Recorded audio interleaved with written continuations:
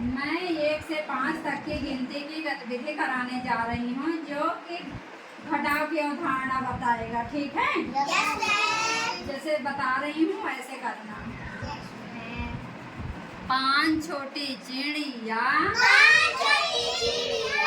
खाती थी अनार।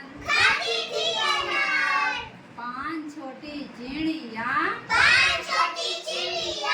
खाती थी अनार। एक चिड़िया उड़ गई, बाकी रह गई 4। 4 छोटी चिड़िया बजा रही थी बीन। 4 छोटी चिड़िया बजा रही थी बीन। एक चिड़िया उड़ गई, बाकी रह गई 3। 3 छोटी चिड़िया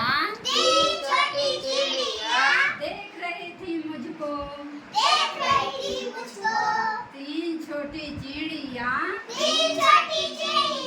देख रही थी मुझको। एक चिड़िया उड़ गई, बाकी रह गई 2। 2 छोटी चिड़िया खा रही थी केक। 2 छोटी चिड़िया खा रही थी केक।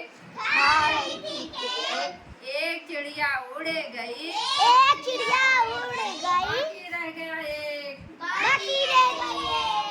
एक छोटी चिड़िया बजा रही थी ताली। एक छोटी चिड़िया बजा रही थी ताली। वो भी उड़ गई, ताली रह गई खाली। ले गई खाली। तो बच्चों बजाओ